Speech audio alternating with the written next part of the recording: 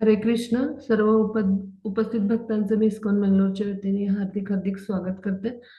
आपल्या या चैतन्य चरितामृताचा वाचन आणि अभ्यास वर्ग जो आहे तर तिथे आजचा आपला 8वा दिवस आहे आणि आपण आता आदिलीलाचे 2 खंड पूर्ण केलेत. त्यातल्या लीलांचे जे महत्वाच्या सगळ्या लीला आहेत त्या आपण पूर्ण करून घेतल्यात आणि शिवाय ज्या शेष लीला होत्या म्हणजे त्यातल्या सुद्धा त्या देखील आपण पूर्ण केलेत. मग आता आपण जे आहे ते मध्य लीला ज्या आहे म्हणजे जो दुसरा खंड आहे तर त्याच्या पहिल्या भागापासून ज्या लीला आहेत तर त्यांची आजपासून सुरुवात करतो आहोत. तर आपण नेहमीप्रमाणे थोडं कीर्तन करूया गौरनीताईसाठी आणि त्यानंतर चैतन्य महाप्रभूंच्या चरणी प्रार्थना करूया आणि त्यानंतर आपला आजचा जो चर्चात्मक सत्र आहे त्याला आपण सुरुवात करूया.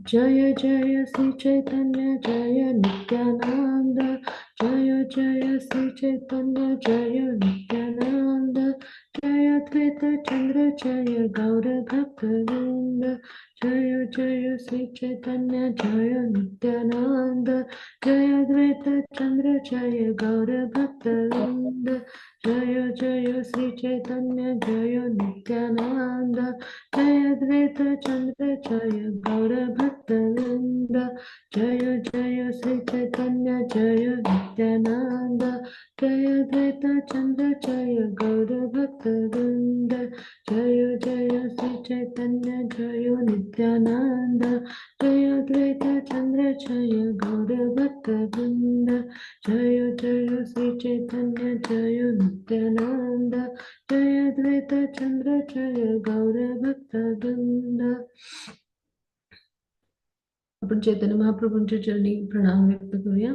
नमो महावदानाय कृष्ण प्रेम प्रदायते कृष्णाय कृष्ण चैतन्य नामने गौरत्विषे नमः.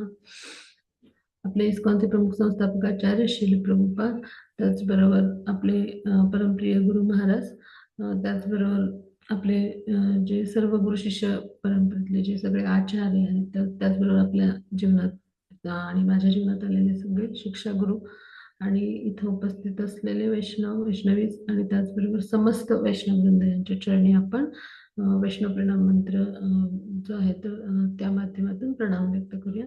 वांछा कल्पतरुभ्यश्च कृपा सिंधुभ्य एव च पतितानां पावनेभ्यो वैष्णवेभ्यो नमो नमः. अनंत कोटि वैष्णव वृंद की जय.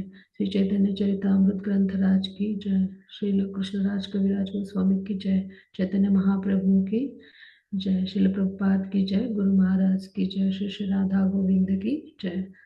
आता आपण आजचा जो आपला लीलांचा अभ्यास आहे त्याला सुरुवात करणार आहोत, पण कालची थोडी रिव्हिजन करूया. आता हे जे लीलेचं चित्र आहे ह्याच्यावरून आपल्याला कोणती लीला आपण अभ्यासली होती ह्याच्याविषयी कोणाला काय सांगता येईल? हे हे कोणत्या लीलेचं चित्र आहे? थोड्या मागच्या लीलांचं पण आपण रिव्हिजन करणार आहोत की ते पण आपलं जे ज्ञान आहे ते जे काही आपण त्या लीलाविषयीचं ज्ञान घेतलं ते आपल्या स्मरणात राहील आणि पुढच्या लीलांचा पण आपण अभ्यास करू. मग ही कोणती लीला आहे? कोणाला आठवतंय? कोणाला सांगायचंय? हरे कृष्णा. आपण बोलूया हा चैतन्य. हरे कृष्ण माताजी. जगाई आणि मधाई. हा, हरी बोल. खूप सुंदर, खूप सुंदर. ठीक आहे. साईराजना पण सांगायचं होतं. ठीक आहे, तुम्ही डायरेक्ट माईक अनम्यूट करून बोलायला हरकत नाही, कारण आपल्याकडे वेळ कमी असतो ना, 1 तासच असतं. आता हे याच्या पुढेच चित्र घेऊया माताजी. हरे कृष्णा. हरे कृष्णा. कुमुद माताजी, याच्या पुढचं चित्र घेऊया आपण. हा हा, हे कोणती लीला आहे? कोण सांगू शकेल? हे कुठलं चित्र आहे? कुठली गोष्ट सांगितली होती मी चैतन्य महाप्रभूंच्या म्हणजे जी लीला आहे त्याची? हे कोण आहेत? हे कोण आहेत? हे कोण आहे? कोण सांगेल? हरे Krishna. It to be that easy. Congratulations, guys. हरे Krishna. Yes, here's your money. Spend it wisely. हा, साईराज बोल. हरे Krishna. Definitely where that money. जेव्हा चैतन्य महाप्रभूंचं एक हे झालं शास्त्रार्थ हा, काहीतरी बरोबर. हरी बोल. हा, कोणासोबत झाला होता? काश्मीरच्या संतांसोबत कुठल्या हा, तरी. हरी बोल, हरी बोल. इथं ते कोण आहेत मग? ते कोण आहेत? त्यांचं नाव केशव काश्मीरी किंवा ते दिग्विजय, म्हणजे सगळ्या पंडितांना हरवून आले होते म्हणून त्याला दिग्विजय पंडित असं म्हणतात. आणि हे कोण आहेत? छोटे निमाई. आणि इथे पण चित्र आहे पहा. हे नित्यानंद प्रभू जे आहे आणि हे जे आहे ते जे चैतन्य महाप्रभू आहे. आता पुढे जाऊ आपण. हा माताजी पुढच्या स्लाइडवर जाऊया. हा, हे कोण आहे? ही कुठली लीला आहे? आणि हे कोण झोपलेत? कोणाला आठवतंय? कोण बरं सांगेल? हरे कृष्णा.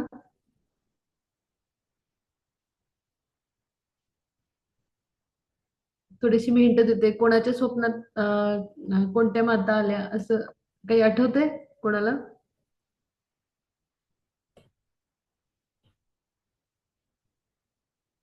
हा पंडित केशव काश्मीरीच आहे. त्याच्या स्वप्नामध्ये काय आलं? सरस्वती माता आल्या, कारण ते सरस्वती मातेचे भक्त होते.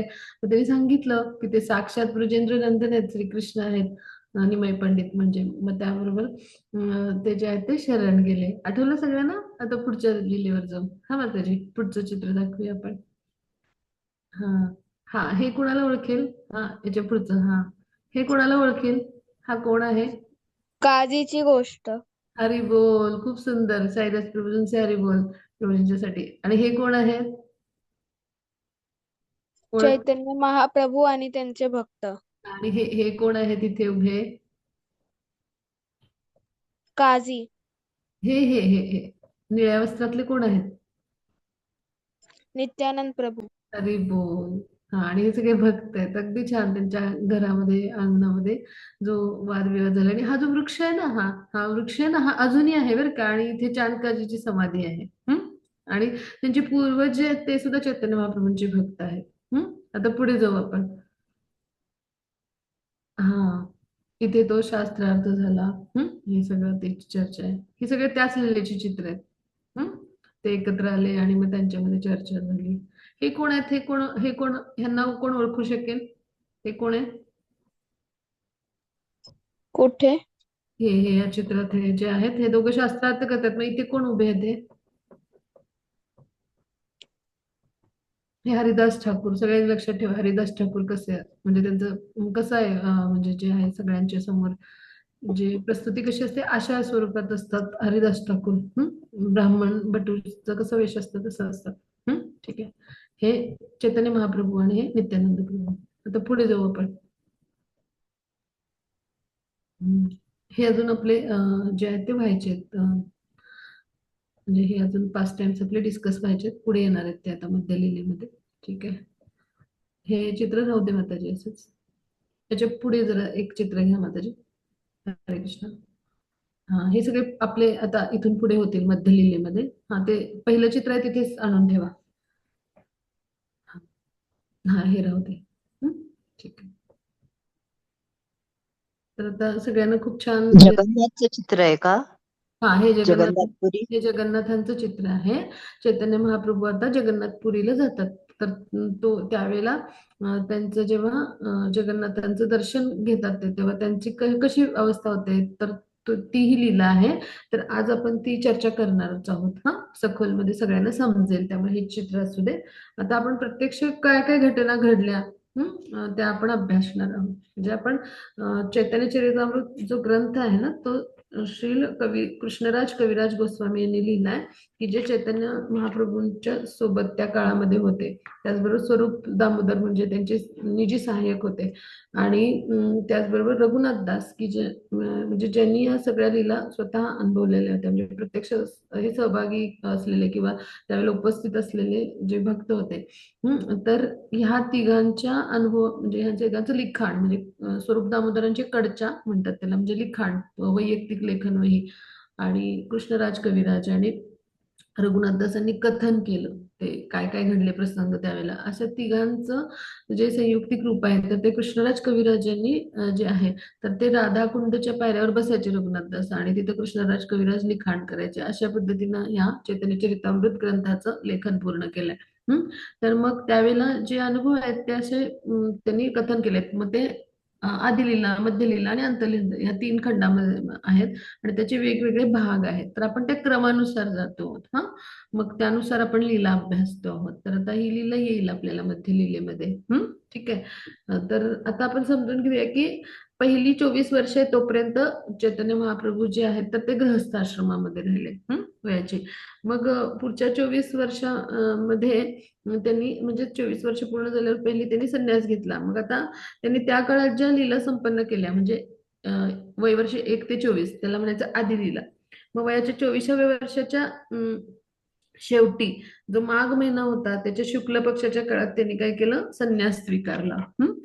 मग त्यानंतर संन्यास घेतल्यानंतर पुढे 24 वर्ष त्यांनी ज्या काही लीला प्रकट केल्यात त्यांना म्हणायचं शेष लीला. सगळ्यांनी हा भाग लक्षात घेऊया.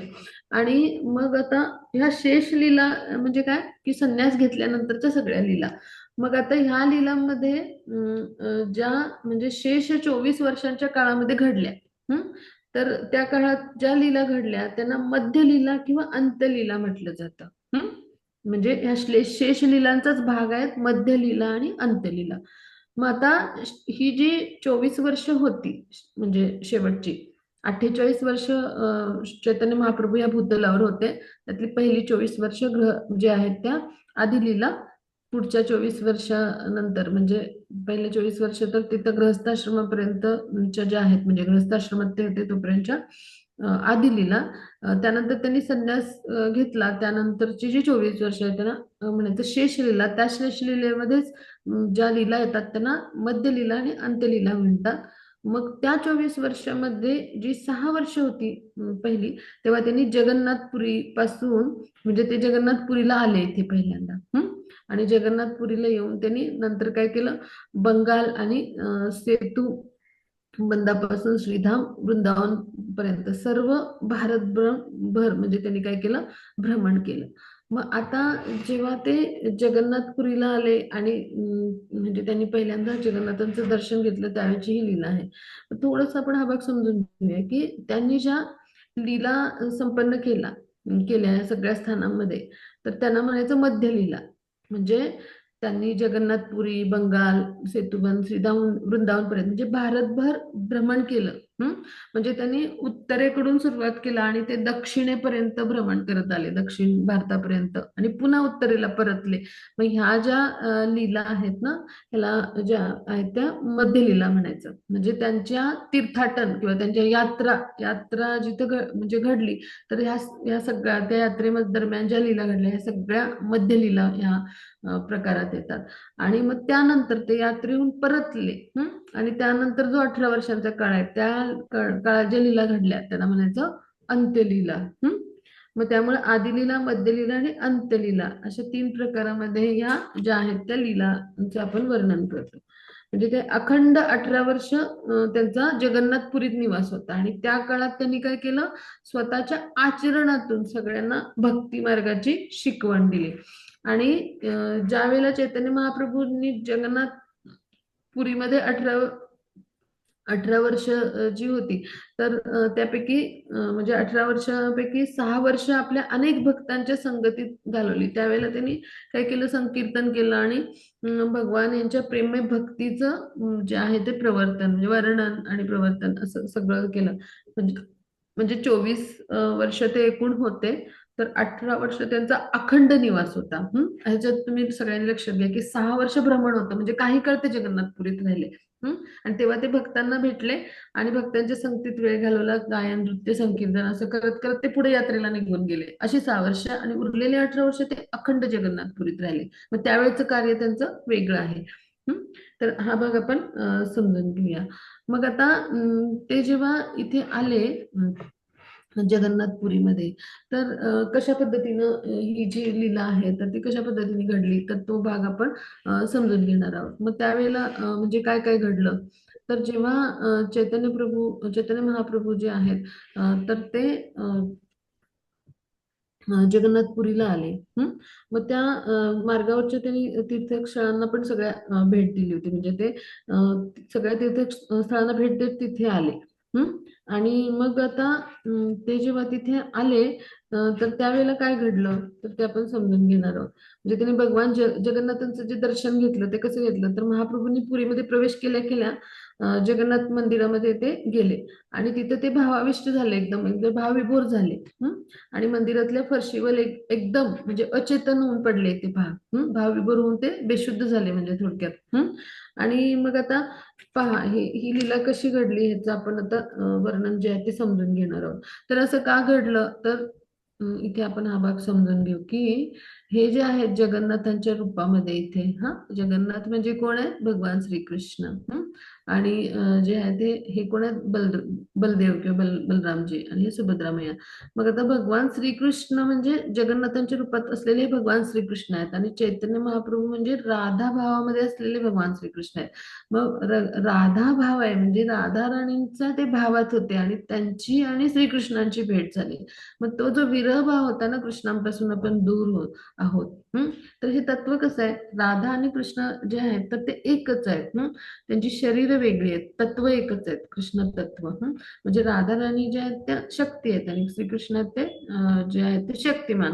म्हणजे त्यामुळे दोन शरीर आहेत पण तत्व एकच आहेत. त्यामुळे राधा आणि कृष्ण एकच आहेत. मग राधा राणींचा भाव घेतलाय त्यांनी. आणि ही जी तत्व असतात ती काळानुसार कधी एकत्र येतात कधी विरहामध्ये म्हणजे स्वतंत्र होतात असं त्यांच्या लीलानुसार त्यांचं प्राकट्य असतं.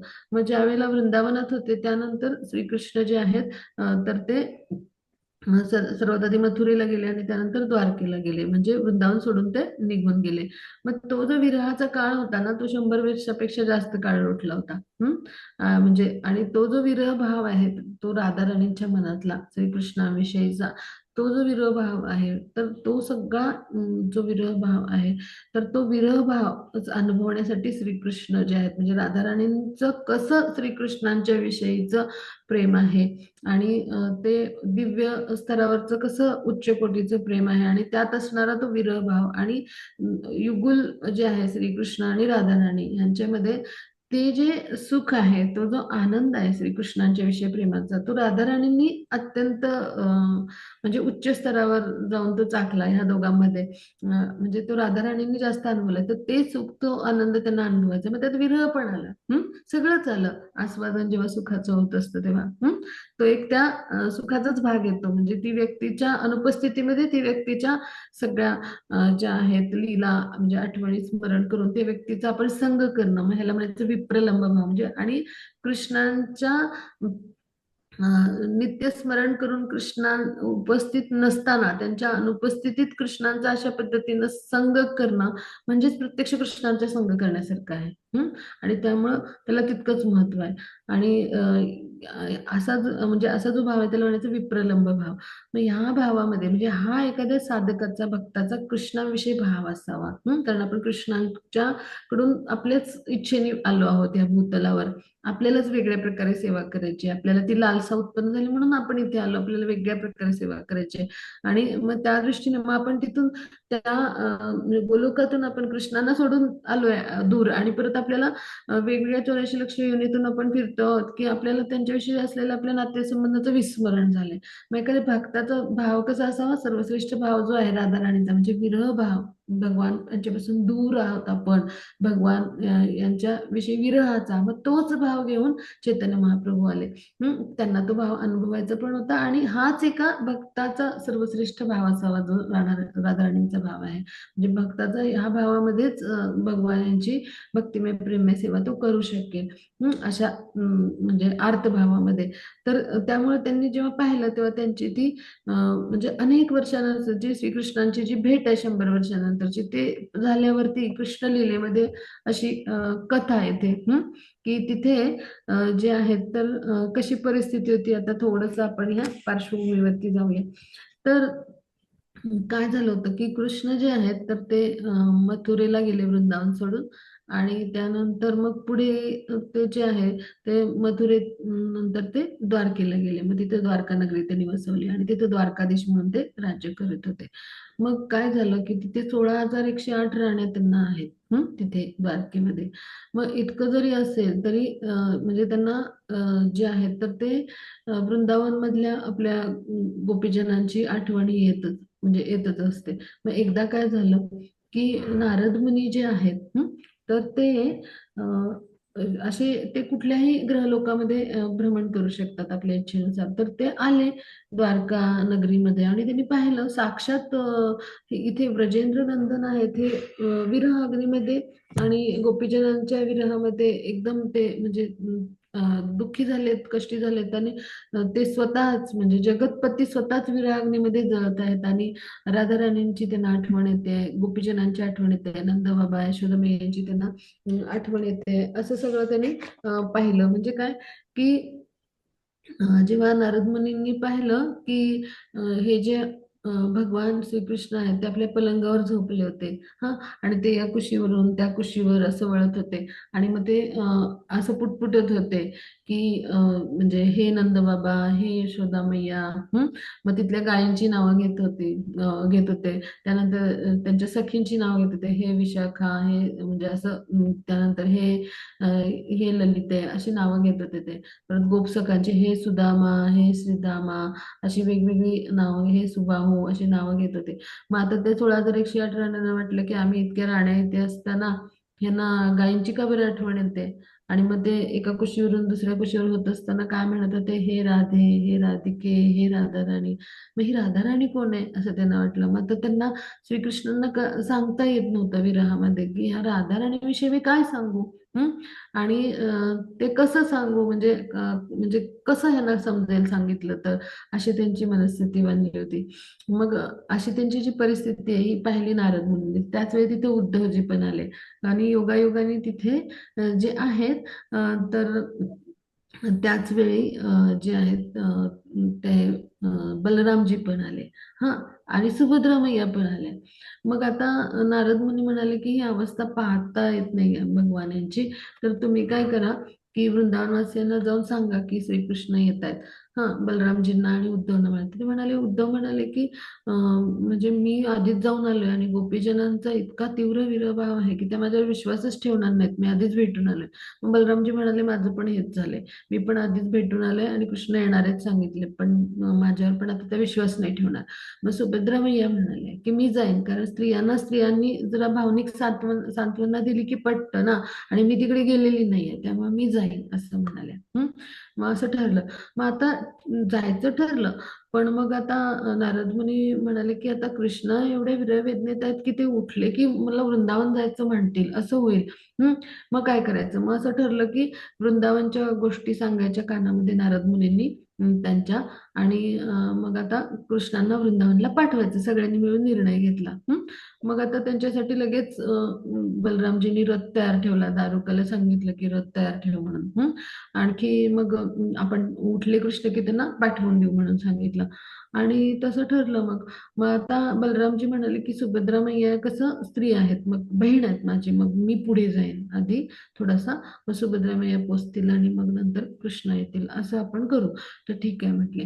आणि मग ठरल्याप्रमाणे काय झालं की जे नारद मुनी आहेत त्यांनी मग कृष्णांच्या कानामध्ये सगळ्या वृंदावनातल्या गोष्टी सांगायला सुरुवात केली. आणि तिकडच्या आठवणी सांगायला सुरुवात केली. त्याबरोबर कृष्ण जे होते ते उठून बसले विरहाग्नीमध्ये, इतके ते विव्हल झालेले होते सगळ्या गोपीजनांच्या प्रेमामध्ये आणि त्या आठवणीमध्ये की म्हणाले मला वृंदावनला जायचंय.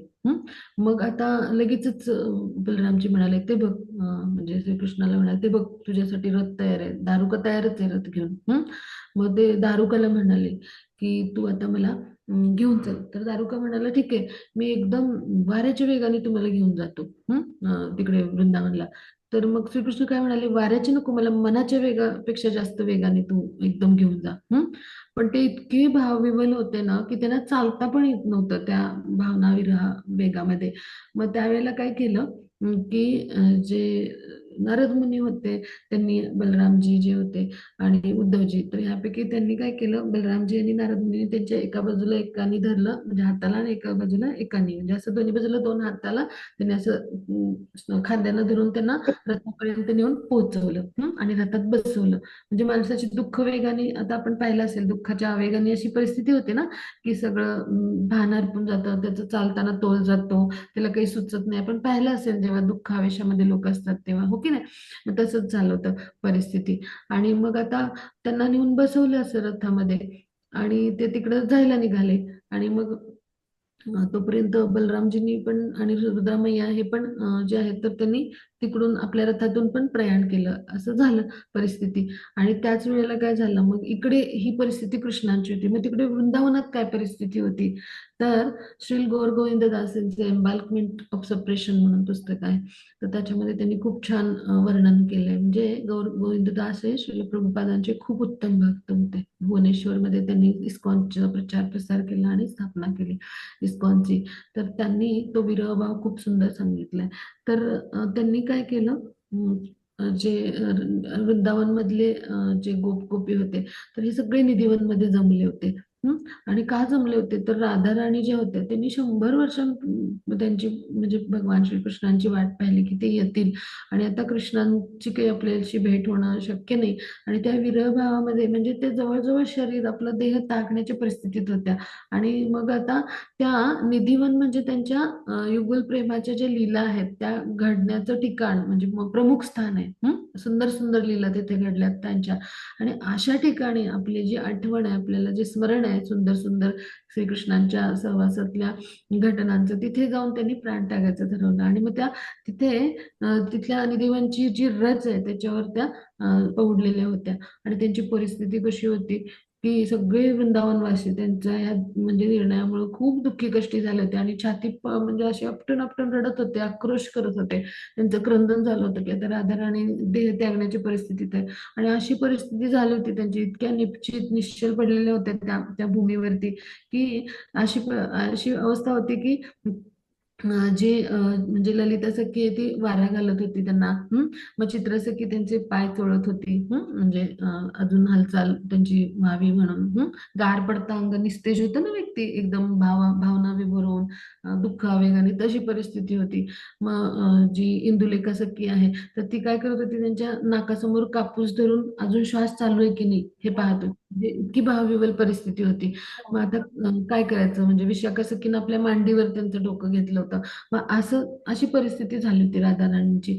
आणि मग त्यावेळेला तिथे कृष्ण पोहोचले, आणि ते पाहून चित्रसखी ओरडली त्यांच्या कानामध्ये की ते बघ कृष्ण आले पहा, कृष्ण आले पहा. म्हटल्यावर राधाराणी एकदम ताडकन उठून बसल्या. आणि त्या बसल्या उठून, आणि त्यांना पाहिलं कृष्णांनी राधाराणीनं पाहिलं. मग इतक्या वर्षांचा विरह आणि इतक्या त्या विरह म्हणजे भाव होता. आणि त्यावेळेला एकदम त्यांना समोर पाहिल्यावर इतका आनंद झाला की त्या आनंदामध्ये म्हणजे त्या आनंदाश्रू त्यांना अन्नावर झाले श्रीकृष्णांना, आणि ते बेहोश झाले, ते बेशुद्ध झाले. आता करायचं काय?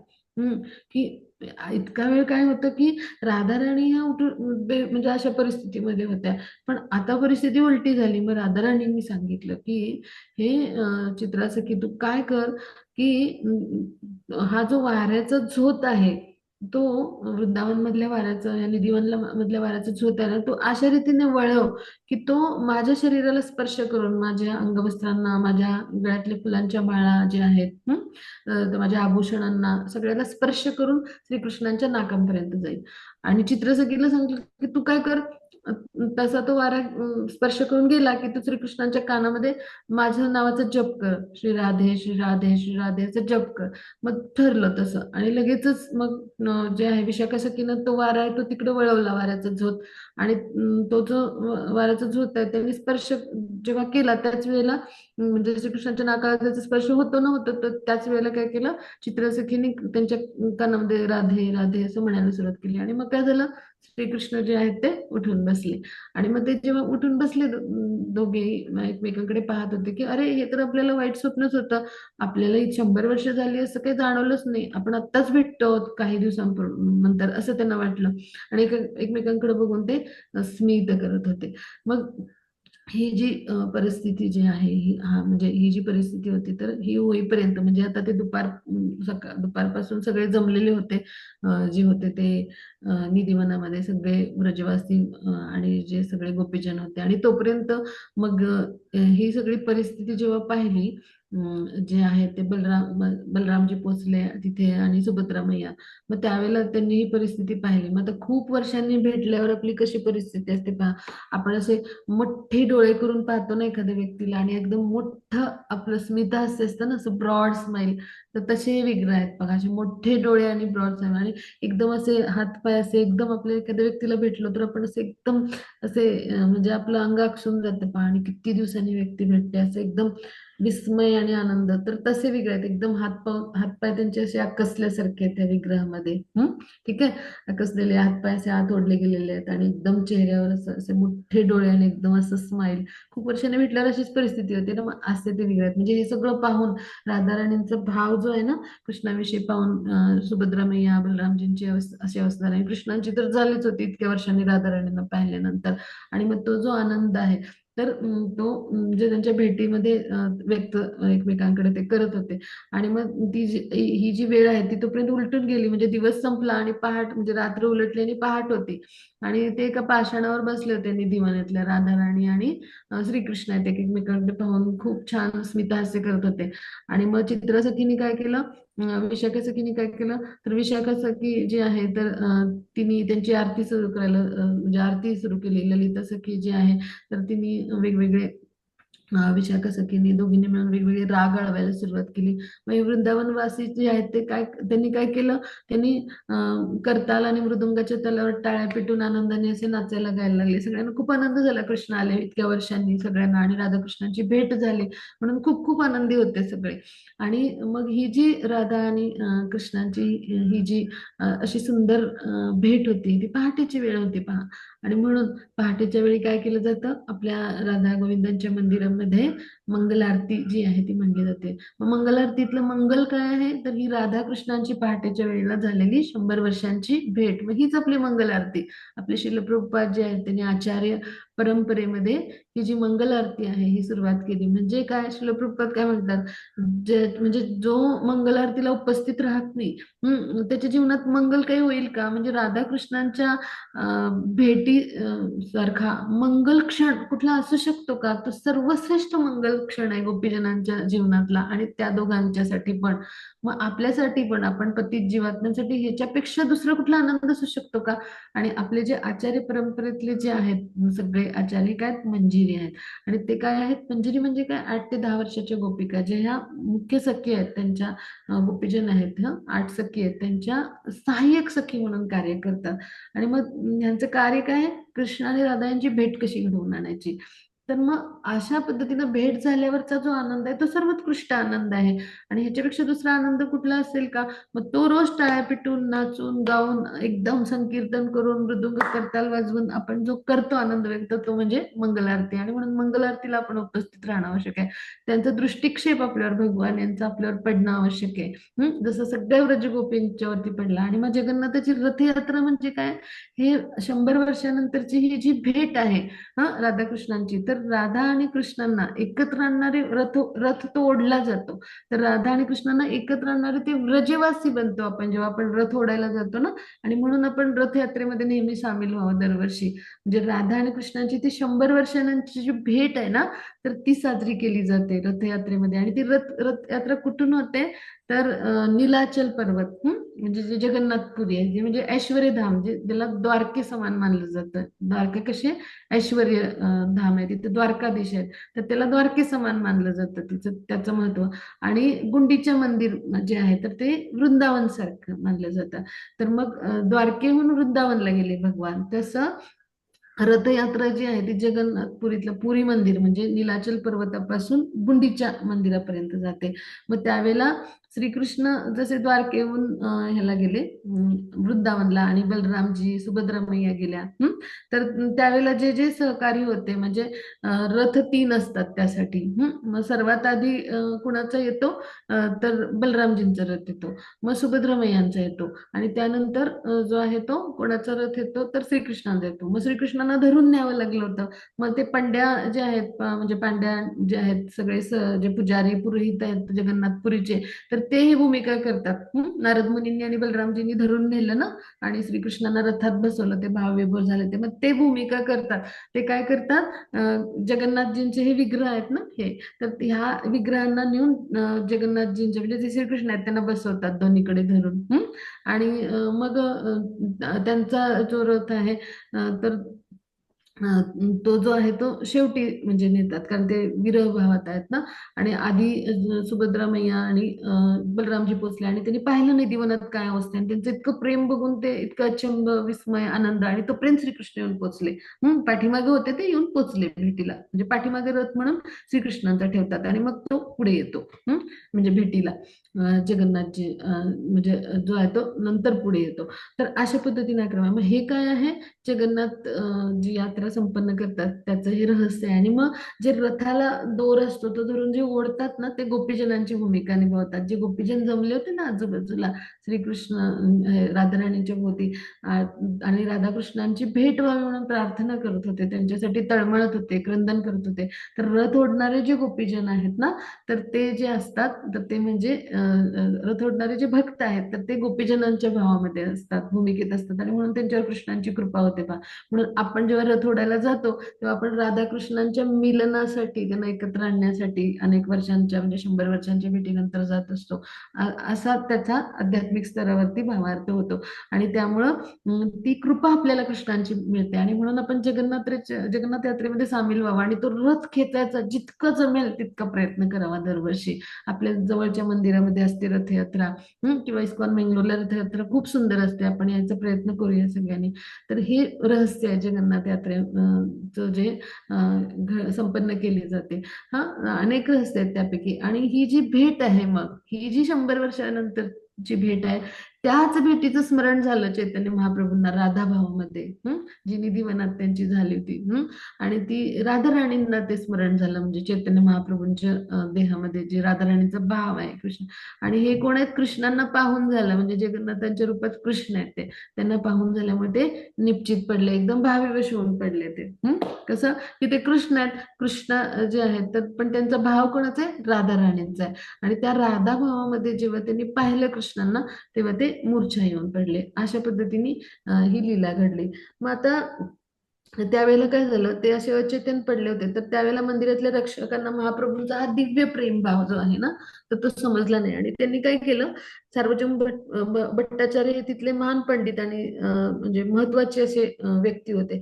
तर त्यांनी हे समजून घेतलं की ह्या मंदिरात प्रवेश करता क्षणी बेशुद्ध झालाय, अचेतन झालाय, म्हणजे हा कोणीतरी मोठा साधू आणि विभूती असावा, असं समजून घेतलं. मग ते सार्वजन भट्टाचार्य हे कोण होते, तर प्रतापरुद्र हे जे ओरिसाचे राजे होते त्यांचे मुख्य पुरोहित होते. आणि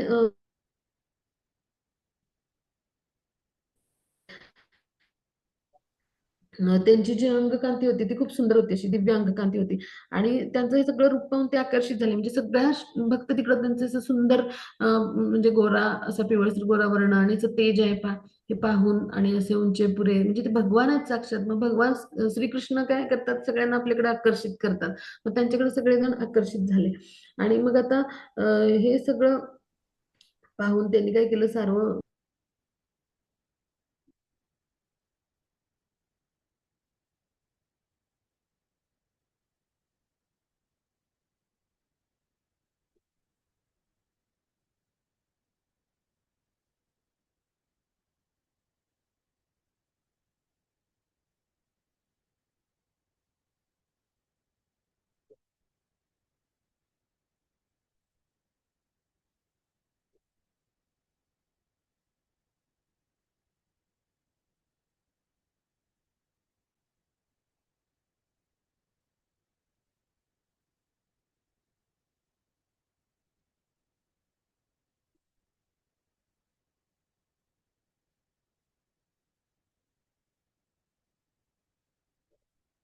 हरे कृष्ण, क्षमस्व, थोडस इंटरनेटचा अडथळा आला.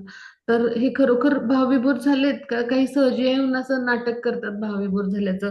तर असं आहे. आता असं ते म्हणजे खात्री करण्यासाठी त्यांनी पाहिलं पहा. म्हणजे बघा पहालीला कशा म्हणजे समांतर जातात. तर आता शास्त्रांच्या अभ्यासामुळे त्यांना हे लक्षात आलं. मग त्यांनी आपल्या रक्षकांना मंदिराच्या सांगितलं की ह्या संन्याशाला माझ्या घरी घेऊन या. आणि आपल्या ते घरी घेऊन आले. आणि मग आता ते सार्वभौम भट्टाचार्य जे आहे तर त्यांच्याकडे म्हणजे जे आहे तर ती क्षमता होती की असे भोंदू पुरुष आहेत आणि असे दिव्य स्तरावर जे भगवानांचे भक्त आहेत तिथं तर त्यांना ओळखण्याचे आणि म्हणून त्यांनी त्यांना घरी घेऊन आले. म्हणजे एवढे मोठे राजाचे पुरोहित. मग त्यांनी काय केलं की ह्यांना घरी घेऊन गेले ते. आणि मग आता चैतन्य महाप्रभूंच्या बाबतीत भट्टाचार्यांनी सगळी अभ्यास लक्षणं जी आहेत ना शास्त्रार्थानुसार ती सगळी तपासून पाहिली. आणि एक विद्वान म्हणून त्यांनी काय केलं परीक्षण केलं आणि मग त्यांनी काय केलं त्यांच्या हृदयाची ठोके श्वासाचं निरीक्षण केलं हालचाल पाहिली त्यांची नाडी पण तपासून बघितली. आणि हे सगळं तपासून झाल्यानंतर त्यांना आढळलं की त्यांची शारीरिक कार्य सगळी थांबलेली आहेत. आणि महाप्रभूंच्या नाकपुड्यांसमोर जेव्हा कापूस धरला असा तर त्यांना म्हणजे तो किंचितचा श्वासोच्छ्वास नुसता चालू आहे असं समजलं. म्हणजे भाव विरह जो असतो किंवा विरह भाव आपण म्हणतो तर त्या वेगामध्ये काय होतं की मनुष्य असा एकदम निश्चल पडून राहतो. इतका तो आवेग म्हणजे उच्च कोटीचा असतो. म्हणजे इतक्या उच्च स्तरावर तो पोहोचलेला असतो आणि त्यावेळी अशी परिस्थिती असते की फक्त श्वासच चालू असतो बाकी सगळं शरीर असतं ते निश्चल बनलेलं असतं. मग ती परिस्थिती होती त्यांची. आणि मग ते कापसाचे तंतू हलत होते त्याच्यावरून समजलं की हे समाधी अवस्थेत आहेत. आणि मग शास्त्रोक्त विधीप्रमाणे त्यांनी मग त्या समाधी अवस्थेतून त्यांना बाहेर येण्यासाठी जे आहेत ते प्रयत्न सुरू केले बरं का. पण त्यांना काही यश येत नव्हतं. मग तोपर्यंत काय झालं सार्वभौम भट्टाचार्यांना हे कोणी माहिती नव्हते. मग तिथे त्यांना ओळखणारे सगळे भक्त होते ते जमा झाले त्यांच्यासोबत जे अनुयायी आले होते जगन्नाथपुरीला. आणि मग तिथं जे होते तर ते आले तिथे आणि मग त्यांनी हरिनाम संकीर्तन चालू केलं आणि म्हटले होते म्हणजे हाच उपाय आहे चैतन्य महाप्रभूंना जे आहे त्या अशा समाधी अवस्थेतून बाहेर आणण्याचा. आणि तोच उपाय जेव्हा लहानपणी चैतन्य महाप्रभू रडायचे छोटा निमाई रडायचा तेव्हा त्यांना शांत करण्यासाठी काय करायचे सगळ्या स्त्रिया काय करायच्या टाळ्या पेटून नाचून हरिनाम संकीर्तन करायच्या. मग तसंच त्यांना पुन्हा निश्चल अवस्थेतून बाहेर आणण्यासाठी काय करत होते हे सगळ्या भक्तांनी हरिनाम संकीर्तन सुरू केलं. तर सार्वभौम भट्टाचार्यांना ते माहिती नव्हतं हे कोण आहेत. हा आणि ते एक मायावादी असे होते. म्हणजे अशा पद्धतीचे भक्त होते. आणि त्यामुळं मग त्यांनी जेव्हा संकीर्तन केलं त्यांच्या अनुयायींनी तेव्हा ते पुन्हा म्हणजे जे आहे तर ते म्हणजे शुद्धीवर आले. आणि मग आता सार्वभौम भट्टाचार्यांना हे एक यात्रे करूच वाटले बरे का. आणि मग आता महाप्रभूंचे पार्षद जे आले होते तर ते सगळे त्यांच्यासोबत होते. म्हणजे गोपीनाथ आचार्य नावाचे त्यांच्यापैकी एक भक्त होते. आणि गोपीनाथ आचार्य जे होते तर ते गदाधर पंडितांच्या परिचयाचे होते. आणि दुसरा फायदा काय झाला म्हणजे तिथे लगेच सगळे पार्षद त्यांचे पोचले सगळे अनुयायी पोचले. मग त्यामध्ये गोपीनाथ आचार्य नावाचे त्यांचे ओळखीचे भक्त होते की जे पंचतत्वापैकी गदाधर पंडित आहेत तर त्यांचे परिचयाचे होते. आणि गोपीनाथ आचार्य हे सार्वभौम भट्टाचार्यांचे मेहुणे पण होते. आणि त्यामुळे काय झालं त्या ओळखीमुळं म्हणजे महाप्रभूंचे जे पार्षद आहेत तर त्यांना सगळं गोपीनाथ आचार्यांच्यामुळे पटकन समजलं की ते बेशुद्ध पडलेत आणि सगळेजण तिथे जमले आणि लगेचच मग जे आहेत तर त्यांना सार्वभौम भट्टाचार्यांच्या घरी घेऊन गेले. आणि मग आता हे जे गोपीनाथ आचार्य आहेत मेहुणे आहेत सार्वभौम भट्टाचार्यांचे त्यांनी सगळ्यांचा या सार्वभौम भट्टाचार्यांची परिचय करून दिला. आणि मग आता अशा दिव्य समाधीमध्ये असताना त्यांनी काय केलं हरिनाम संकीर्तन केल्यावर महाप्रभू शुद्धीवर आले. आणि मग सार्वभौम भट्टाचार्यांनी मग काय केलं नित्यानंद प्रभूंच्या सहित ह्या सगळ्या सगळ्या पार्षदांसहित चैतन्य महाप्रभूंचं जे आहे ते उत्तम स्वागत केलं. म्हणजे घरी आलेले अतिथी भक्त आहेत म्हणून. आणि मग महाप्रभू आणि त्यांचे पार्षद सगळे समुद्र स्नानासाठी गेले. मग भट्टाचार्यांनी काय केलं त्यांची सगळी व्यवस्था तोपर्यंत काशीनाथ मिश्रा नावाचे गृहस्थ होते असेच खूप उत्तम असे त्यांच्या घरी राहण्याची भोजनाची व्यवस्था केली. आणि त्यांचे गोपीनाथ आचार्य हे जे मेहुणे होते तर त्यांचं सगळं सहकार्य घेतलं. मग अशा पद्धतीनं ही जी आहे तर त्यांची अशी उत्तम व्यवस्था जी आहे तर ती जी चैतन्य महाप्रभूंच्या विषयी सार्वभौम भट्टाचार्यांनी केली. मग आता महाप्रभू कसे ते प्रत्यक्ष पूर्ण पुरुषोत्तम भगवान आहेत.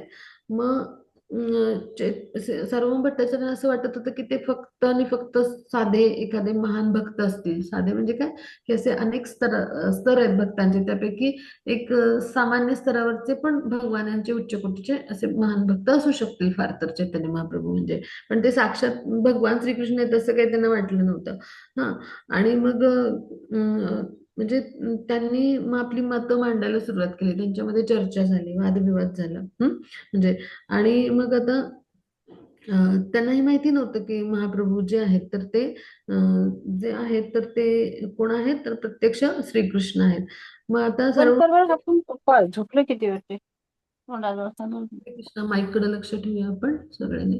मग सार्वभौम भट्टाचार्यांनी त्यांच्याशी वादविवाद केला. मग वेद म्हणजे वेदांतावर चर्चा केली.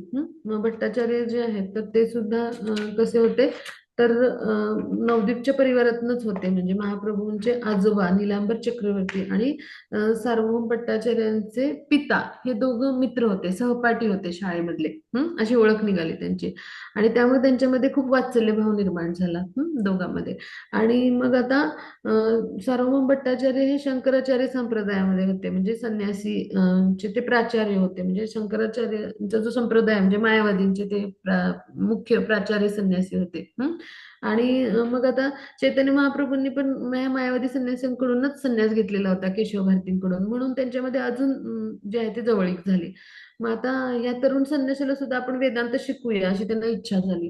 हा माताजी, पुढची स्लाइड घेऊया. सार्वभौम भट्टाचार्यांची आणि त्यांची चर्चा इथे तर आता त्यांच्यामध्ये मग आता चर्चा म्हणजे करून हा तरुण संन्यासी आहे ना, ह्याला आपण ज्ञान देऊया असं हे ठरवलं बरं का सार्वभौम भट्टाचार्यांनी. मग आता त्यांच्यामध्ये चर्चा होण्याआधी आपण हा भाग समजून घेऊया की शंकर संप्रदाय म्हणजे शंकराचार्यांच्या संप्रदायाचे जे असतात लोक, तर त्यांना वेदांती असं म्हटलं जातं. म्हणजे ते वेदांचा अभ्यास करण्याचा त्यांना एकाधिकार म्हणजे आहे असं काही नाहीये, पण ते वेदांचा खूप अभ्यास करून स्वतःला मी म्हणजे खूप मोठा वेदांती असे प्रस्तुत करतात. आणि तसेच होते हे सार्वभौम भट्टाचार्य. ते प्रामाणिक म्हणजे संप्रदायानुसार म्हणजे ते वेदांचं अध्ययन करतात, पण मायावादी आणि वेदांती वैष्णव यांच्या ज्ञानाविषयी म्हणजे म्हणजे यांचं ते ज्ञान आहे ह्याच्यामध्ये खूप फरक आहे बरं का. म्हणजे जे आहे ते म्हणजे वैष्णव जे आहेत तर ते पूर्ण पुरुषोत्तम भगवान यांचं सर्व श्रेष्ठत्व मानतात. मायावादींचं तसं नसतं, मीच परमेश्वर आहे आणि मीच सर्व काही आहे असं ते म्हणतात. मग म्हणजे ते अद्वैत सिद्धांताचं जे आहे तर ते जे आहे तर त्याचं प्रस्तुतीकरण करतात. म्हणजे वेगळं काही नाही आहे, म्हणजे मीच कृष्ण आहे असं म्हणून स्वतःला प्रस्तुत करत असतात. तर हे चुकीचं आहे. म्हणजे कृष्ण आणि आपल्यामध्ये हा फरक आहेच. म्हणजे जे आहे ते भगवान पूर्ण पुरुषोत्तम भगवान आहेत आणि ते जे आहेत ते त्रिगुणातीत आहेत आणि ते पूर्णतः आध्यात्मिक आहेत. आणि आपण जे पतित जीवात्मा आहोत हे कसे आहोत, तर आपण भगवानांचे अंश आहोत. म्हणजे आपण आणि भगवान यांच्यामध्ये भेद आहे, आपण नित्यबद्ध आहोत. भगवान जे आहेत ते या सगळ्याच्या पलीकडे आहेत. मग नित्य सिद्ध नित्य मुक्त असे सुद्धा भगवानांचे भक्त आहेत, पण ते भगवानांचे पार्षद बनतात. आणि तरी देखील हा फरक राहतोच पूर्ण पुरुषोत्तम भगवान आणि अशा भक्तांमध्ये. म्हणजे भक्त जो आहे तो दासानुदास बनून भगवानांची भक्तिमय प्रेमय सेवा करू शकतो. तर भक्त आणि भगवान कधी एकरूप होऊ शकत नाही. म्हणजे आपण द्वैत सिद्धांत जे आहे तर त्याला मानतो आणि तेच म्हणजे सत्य आहे. म्हणजे भगवान श्रीकृष्णाने आपण कधी एक असू शकत नाही. म्हणजे हा द्वैत सिद्धांत म्हणजे जो आहे तो आपल्यामध्ये आहे. भगवान आणि भक्त हे वेगवेगळे आहेत. नंतर अद्वैत म्हणजे भगवान आणि भक्त एकच आहेत असं मानलं जातं. म्हणजे कृष्ण जे आहे तर म्हणजे म्हणजे कृष्णांचाच आपण अंश आहे. मग कृष्ण म्हणजे कृष्ण आपल्यातच आहेत आणि म्हणून मीच कृष्ण आहे असं ते सगळ्यांना प्रस्तुत करत असतात. मीच म्हणजे देव आहे अशा पद्धतीने प्रस्तुत करतात, की जे म्हणजे मायावादी संन्यासांची फिलॉसॉफी आहे. म्हणजे जे वेदांताचा चुकीचा अर्थ लावतात. अशा म्हणजे चैतन्य महाप्रभूंनी म्हटले पण अशा मायावादीच्या संपर्कात आला तर त्याचा सर्वनाशच होणार असं चैतन्य महाप्रभूंनी सांगितलंय. म्हणजे मायावादींचं जे ज्ञान असतं ते चुकीचं असतं. आणि त्यांचे जे सिद्धांत आहेत ते वेदांतांचं चुकीचं तर्क त्यांनी लावून स्वतःला प्रस्तुत केलंय. आणि त्यामुळं म्हणजे असे जे वेदांती असतात तर ते स्वतःला असं प्रस्तुत करत असतात. आणि तसंच सार्वभौम भट्टाचार्यांचं झालं, त्यांनी आता ह्या तरुण संन्याशाला ज्ञान द्यायचं ठरवलं. आणि मग आता महाप्रभू जे आहेत तर त्यांच्यासमोर त्यांनी म्हणजे काय केलं, आपली बैठक मांडली आणि भट्टाचार्यांनी मग त्यांना वेदांतावर उपदेश द्यायचं ठरवलं. आणि मग चैतन्य महाप्रभूंनी आता काय ते म्हणजे ते सामान्य मनुष्य रूपामध्ये स्वतःला जे आहे सर्वांसमोर प्रस्तुत करत होते, एक भक्त म्हणून भगवानाचे. आणि म्हणून त्यांनी मान्य केलं, ठीक आहे म्हणाले. आणि मग ते दोघे आता जगन्नाथ मंदिरात स्थानापन्न झाले. मग भट्टाचार्य त्यांच्या समोर 7 दिवस सतत बोलत राहिले, त्यांना उपदेश करत राहिले बरं का. आणि महाप्रभू त्यांना एकदाही न थांबवता त्यांचं सगळं बोलणं 7 दिवस ऐकत राहिले. पहा हं, कशी चर्चा झाली. आणि मग आता महाप्रभूंच्या मुखातून एक शब्द पण चकार येत नव्हता. मग असं कसं बरं, असं त्यांना वाटलं. मग आता भट्टाचार्यांच्या मनात संशय आला, ह्या तरुण युवकाला मी इतकं सगळं ज्ञान वेदांताचं देतोय, समजते तरी म्हणजे समजते तरी का, आणि समजते की नाही, असं त्यांना वाटलं. आणि मग त्यांनी विचारलं, तुम्ही माझ्या वेदांत स्पष्टीकरणाविषयी एक पण प्रश्न नाही विचारला, एक पण प्रतिक्रिया नाही दिली, असं त्यांच्या मनात शंका आली. म्हटल्यावरती मग आता चैतन्य महाप्रभूंनी काय केलं, स्वतःला भट्टाचार्यांच्या समोर एकदम असा मी मूर्ख विद्यार्थी आहे असं प्रस्तुत केलं बरं का. आणि असं दाखवलं की मला काहीच माहित नाही आणि मला काहीच समजत नाहीये, आणि तुम्ही जे काय सांगणार ते अगदी बरोबर, असं त्यांनी स्वतःला प्रस्तुत केलं. आणि एका भक्ताचा असाच भाव असला पाहिजे. पण आपलं कसं होतं, आपल्याला थोडीशी पुस्तक भगवद्गीता आणि थोडीशी आपण भक्ती रसामृत अशी किंवा ईशोपनिषद अशी पुस्तकांविषयी थोडं जरी ज्ञान झालं, शिल प्रभुपादांच्या विषयी, की आपल्याला काय होतं, थोडंसं ज्ञान आलं, मग काही थोड्या सेवा केल्या आपण, की आपल्याला वाटतं मला म्हणजे सगळं ज्ञान मिळालं आणि सगळं आता ज्ञान मला मिळाले, मी सर्व सर्व ज्ञानाने युक्त झालं असं वाटून आपण, आपलं कसं होतं, सामान्य पतीत जीवनाचा आपल्याला अहंकार वाटतो. मग बिलकुल नाही, असा अहंकार म्हणजे पतन असतं. आणि असे जे विकार असतील ना, तर आपल्याला कृष्ण जे आहेत तर ते कधी कृपा देऊ शकत नाहीत, म्हणजे चैतन्य महाप्रभूच देत नाहीत. मग कृष्णांची तर फार पुढची गोष्ट आहे. म्हणजे का, तर जोपर्यंत आपल्यामध्ये हे 4 दोष आहेत ना, आपण चुका करतो, त्या किंवा त्रुटी करतो, त्यानंतर इतरांना फसवतो, स्वतः भ्रमात राहतो, मी म्हणजे काय आहे, शरीर आहे, अशा पद्धतीने आपण राहतो. आणि त्याचबरोबर काय होतं, की ह्या चुकीच्या भ्रमामुळे आपण सतत भोग करण्याची वृत्ती जी आहे तर ती आपली बळावते. तर अशा पद्धतीनं आपण जे राहतो, तर ह्या 4 दोषांमुळं म्हणजे काय, भ्रम, त्यानंतर प्रमाद, कारण पाठव आणि विप्रलिप्तता, हे 4 जे भ्रम आहेत ना, हे जोपर्यंत आपल्यामध्ये आहेत, त्यामुळे त्याचा परिणाम म्हणजे अहंकार असतो. तो प्रमाद जो असतो ना, त्याचा परिणाम म्हणजे जसं तो अहंकार असतो, की म्हणजे आपल्याला वाटत असतं मला जे समजते ते सर्वश्रेष्ठ समजते. ह्या भ्रमामध्ये राहून आपण इंद्रिय तृप्ती करत असतो. प्रमाद म्हणजे जरी माहिती आहे की जन्म झालाय म्हणजे मृत्यू होणार आहे, तरी पण आपण हे ज्ञान असून सुद्धा आपण या भ्रमात राहतो आणि भोग करत राहतो. आणि परत मला सर्वश्रेष्ठ ज्ञान आहे, सर्वश्रेष्ठ मला सुख अनुभवतात, असं सगळ्या बाबतीत आपण स्वतःलाच म्हणजे कुणीतरी मोठे समजत असतो. तर ह्यामुळे काय होतं, आपण कधी चैतन्य महाप्रभूंची कृपाने जी आहे तर ती प्राप्त करू शकणार नाही. श्रीकृष्णांच्या कृपेला तर आपल्याला शरण जावं लागतं. म्हणजे शरणागतीचे जे 6 टप्पे आहेत ना, त्यातलं आत्मनिवेदन म्हणजे सर्वात उच्च स्तराचा तो टप्पा आहे. म्हणजे त्या टप्प्याला जायची आपली पात्रता पण नाही. आपल्या जीवनामध्ये श्रील प्रभुपाद आले आणि त्यांनी आपल्याला गुड फॉर्च्यून दिले, त्यांनी आपल्याला त्यांची भक्ती दिली आहे. म्हणजे त्यांना एका हेप्पीने विचारलं की आम्ही सर सगळे म्हणजे ड्रग्ज वगैरे म्हणजे नार्कोटिक्स म्हणजे हे सगळं नशापान करणारे मद्यपी होतो, आणि काही जण उच्च कोटीचे भक्त बनले आणि सगळे भक्त बनले, मग आमची पूर्वजन्म सुकृती होती म्हणून आम्ही बनलो का, असं श्रील प्रभुपादांना प्रश्न विचारलाय काही हेप्पीने. तर त्यांनी सांगितलं बिलकुल नाही, माझी भक्ती मी तुम्हाला दिली, तुमच्या हृदयात ती पोहोचवली. श्रील प्रभुपादांचं आपल्या जीवनात येणं, इस्कॉनचं येणं म्हणजे त्यांची भक्ती आपल्यापर्यंत पोहोचवणं. मग त्याचा जर कसा आपण उपयोग करून घेतो हे आपल्या हातात आहे.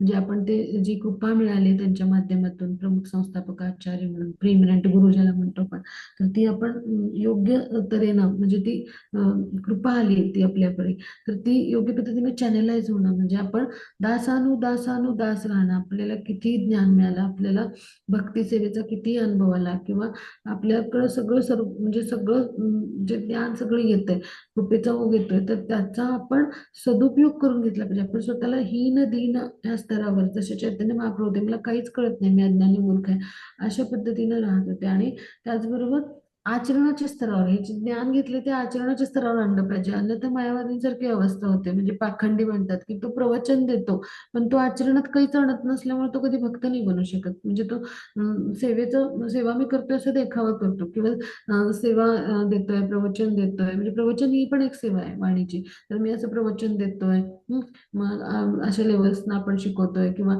आपण मंदिरात जातोय, सेवा करतोय, असा देखावा करतो. पण त्यामागं जर मी काहीतरी करतोय असं असं दाखवण्याचा जर भाव असेल ना तर मग ते पाखंडी म्हटलं जातं. तर असं आपलं नाही ना होत आहे. हे सतत आपण या भक्ती मार्गावरती स्वतःला तावून सुलाखून म्हणजे सतत त्याचं चिंतन केलं पाहिजे. आणि आपल्याला केवळ आणि केवळ कृष्णांनी च्या संतुष्टीसाठी जे गुरूंनी सांगितले, कारण गुरूंच्या माध्यमातूनच आपण कृष्णांपर्यंत पोहोचतो, नाहीतर आपली पात्रताच नाही. मग अशा पद्धतीनं आपण स्वतःला प्रस्तुत करतो आहोत ना, आपण आतून आतून ढवळून निघालो आहोत ना, हे आपलं चिंतन पाहिजे. की आत्म्याच्या स्तरावर आपल्याला मी अज्ञानी पतित जीव मूर्ख असंच वाटलं पाहिजे. I am nothing in front of Krishna, असं श्लोक प्रभुपाद सांगायचे. मग आपली काय कथा, म्हणजे आय एम नथिंग ही जेव्हा भावना येते ना त्यावेळेला आपण कृष्णांची होतो, कृष्णांच्या पुढे शरण शरण जायला लागतो. अन्यथा मला काहीतरी समजलंय असं जेव्हा वाटतं तेव्हा मी कुणीतरी वेगळं आहे श्रीकृष्णांपेक्षा, म्हणजे श्रीकृष्णांचे द्वेषी झालो. आपल्याला असं नाही व्हायचंय. आपल्याला श्रीकृष्ण आपल्या हितेशी व्हायला हवेत. म्हणजे यासाठी आपला जो चैतन्य महाप्रभूंचा जो भाव आहे ना, जे मी मूर्ख आहे, मला काही समजत नाही, आणि त्याचबरोबर भक्त म्हणून त्यांचा भगवानांच्या विषयी कसा राधाराणीचा जो विरह भाव आहे, तर हे आपल्यामध्ये भाव येणं आवश्यक आहे. आणि ह्याची पहिली पायरी म्हणजे काय, वैष्णवांची सेवा. सगळ्या वैष्णवांना शरण जायचं. आपण वैष्णव पाहिले की दंडवतच घातलं पाहिजे, त्यांना म्हटलं पाहिजे, आपल्या मुखातून आलं पाहिजे. जितक्या वैष्णवांना दंडवत घालू, जितक्या वैष्णवांना आपण प्रणाम करू, तेवढी आपल्यावर कृष्ण कृपा येते, तेवढं आपली शरणागती वाढत जाते. रघुनाथ दास दिवसाला वैष्णवांना 1000 दंडवत घालायचे. मग त्यानंतर म्हणजे दिवसभरातल्या वैष्णवांना 1000 लोक भेटायचे त्यांना. उच्च कोटीच्या वैष्णवांना 1000 घालायचे, असे 2000 दंडवत घालायचे. म्हणजे पहा किती ते उच्च स्तरावरचे आचार्य असतात गुरु परंपरेतले, त्यांचं असं आचरण होतं. म्हणजे आपल्याला 2 दंडवत घालताना पण नाकी नव्हते, अशी आपली परिस्थिती होते, हो की नाही. मग शरणागती येईल का, आपली हृदय अशी कठोर झालेली आहेत, ती मृदू जेव्हा होतील ना तेव्हा आपल्यामध्ये शरणागती येतं. ते कृष्णाविषयीचा भाव, जी जी कठोर हृदय आहेत आपली विकारामुळं सगळ्या अनर्थामुळे बनलेली, ते जेव्हा हळूहळू मऊ अशी मेणासारखी होतील ना तेव्हा ते प्रेम, तो भाव, म्हणजे खूप वरच्या अवस्था त्या. आणि ती शरणागती, मग तो शरणभाव आपल्यामध्ये यावा ह्यासाठी आपण श्री चैतन्य महाप्रभूंच्या चरण कमलांचा आश्रय घ्यायचा. ते प्रेम आपल्याला मिळण्यासाठी, म्हणजे कुठली पात्र अपात्र कुठलीही अट न ठेवता ते वितरण करायला आलेत पहा. मग असं जे प्रेम आहे ते मिळावं म्हणून आपण चैतन्य महाप्रभूंच्या चरण कमलांचा आश्रय घ्यायचा पहा. मग हा संन्यास धर्म जो आहे तो स्वीकारल्यामुळे 7 दिवस त्यांनी भट्टाचार्यांच्याकडून वेदांत ऐकला. आणि मग आता हे वेदांत भाष्याशी ते सहमत नव्हते भट्टाचार्यांच्या. मग त्यांनी सांगितलं म्हणजे की हे जे आहे हे केवळ त्यांची अध्ययन म्हणजे व्यर्थ बडबडच होती सर्व भट्टाचार्यांनी केलेली, कारण ते सहमत नव्हते. कारण भगवान जे आहेत ते वैष्णवांना जे आहेत तर ते प्रस्तुत करतात.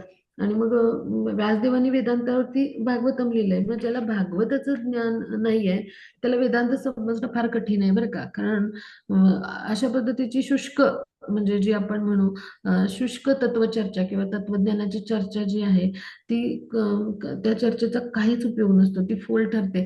जोपर्यंत आपण श्रीकृष्णांच्या चरण कमलांचा आश्रय घेऊन श्रीकृष्णांनी भगवान यांच्या सोबत, म्हणजे श्रीकृष्ण आणि भगवान म्हणजे श्रीकृष्ण जे पूर्ण पुरुषोत्तम भगवान आहेत त्यांनी भक्तांसोबत केलेल्या लीला आपण समजून घेत नाही ना तोपर्यंत हे सगळं व्यर्थ आहे.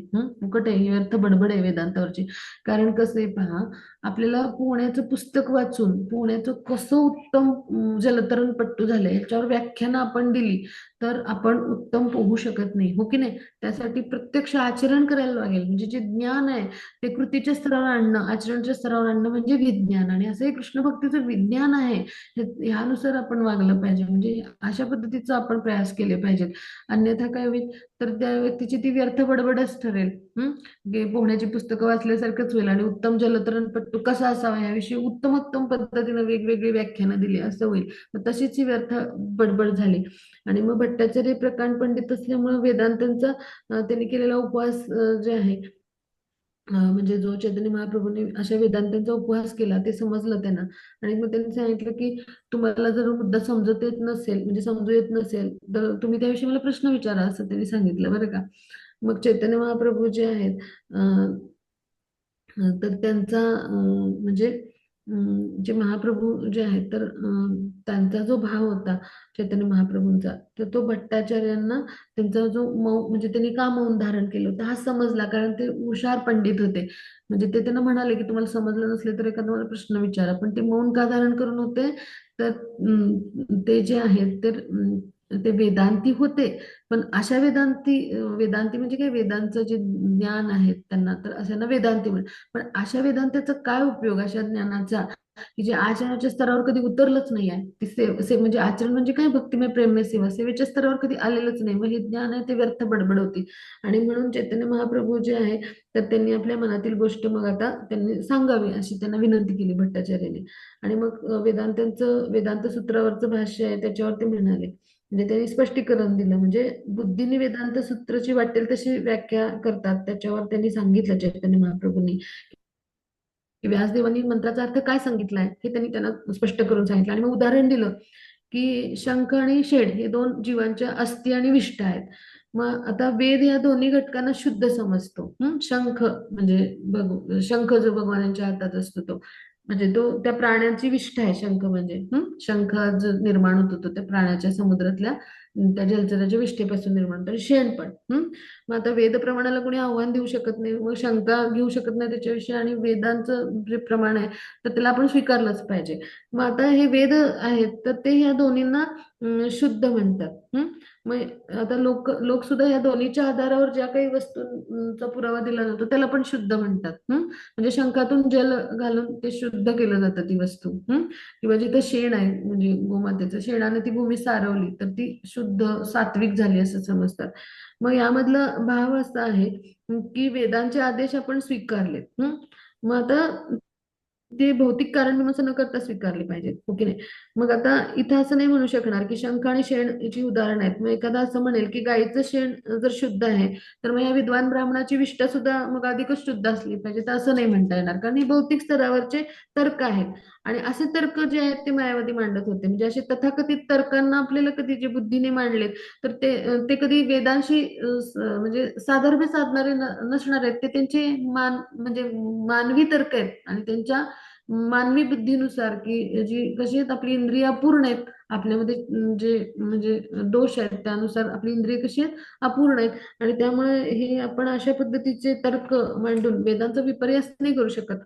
आणि त्यामुळं गायीचं शेण पवित्र आहे पण उच्च श्रेणीच्या ब्राह्मणाची विष्ठा कोणी स्वीकारणार नाही.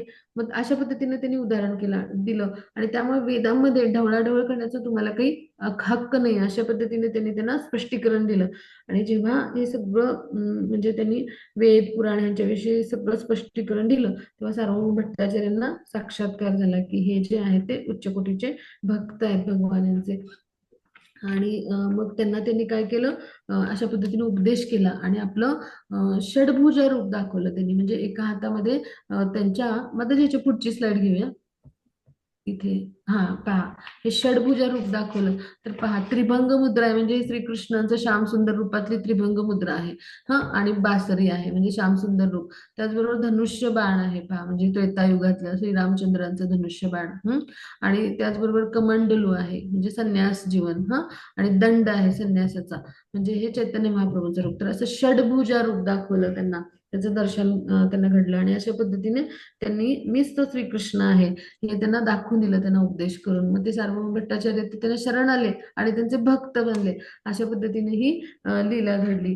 मग ह्या लीलेतून आपण काय समजून घ्यायचं की सार्वभौम भट्टाचार्य मायावादी म्हणजे आपल्यासारखे पतित जीव जसे असतात, नास्तिक जे असतात, तर तशा पद्धतीचे म्हणजे एक वेळ ना सहजी आहेत ना, ते कृष्णाला निदान मानतात तरी आणि कृष्णांसारखं काहीतरी करायचा प्रयत्न करतात. म्हणजे ते श्रीकृष्णांना स्वीकारतात. पण मायावादी आणि नास्तिक लोक असतात ते श्रीकृष्णांना स्वीकारत नाहीत. पूर्ण पुरुषोत्तम भगवान असं ते मानत नाहीत, मीच कृष्ण आहे असं म्हणतात. मग असे जे असतात त्यांच्यापेक्षा सहजी हे बरे असं चैतन्य महाप्रभू म्हणतात. आणि जे आहेत ते निर्विशेष वादी बरे, कारण ते निदान कृष्णांना ब्रह्मस्तरावर तरी पाहत असतात. म्हणजे त्यांच्या शरीरातून त्यांना प्रकाश म्हणजे निर्विशेष ब्रह्माची उपासना करत असतात. मग त्यांना पुढे पूर्ण पुरुषोत्तम भगवानांच्या पर्यंत नेणं किंवा त्यांच्याविषयी समजावून सांगितलं तर ते पुढे जाऊ शकतात आध्यात्मिक स्तरावर. पण हे मायावादी आहेत, यांच्याकडे ज्ञान घेतलं तर ते सर्वनाशच होतो. कारण ते वेदांमध्ये आपल्याशी मनाने प्रस्तुत तर्क करतात. वेदांचा अर्थ आहे, वेदांत सूत्र वरून जे वेदांचे अर्थ लावले जातात तर ते मनाने प्रस्तुत करतात तर्क की जे चुकीचं आहे. मग अशा पद्धतीनं त्यांनी सार्वभौम भट्टाचार्य जे आहेत तर त्यांचा उद्धार केला. मग आपण इथे थांबूया. अजून खूप लीला आहेत. मध्य लीला म्हणजे त्यांचा आता प्रवास आणि कशा पद्धतीने ते जगन्नाथपुरीला गेले, मग तिथं काय काय भक्त भेटले त्यांना, आणि उत्तरेतून दक्षिणेला कसा प्रवास झाला, मध्ये खूप खूप लीला आहेत. तर आपण आता आपली वेळ झाली आहे, तर आपण आता त्या लीला अभ्यासणार आहोत आजपासून, म्हणजे सुरुवातच केली. त्या महत्वाच्या 2 लीला होत्या त्या आपण अभ्यासल्या. आता कोणाला काही शंका असतील तर आपण विचारूया. हरे कृष्ण. आणि आपण आधी त्याआधी हे म्हणूया,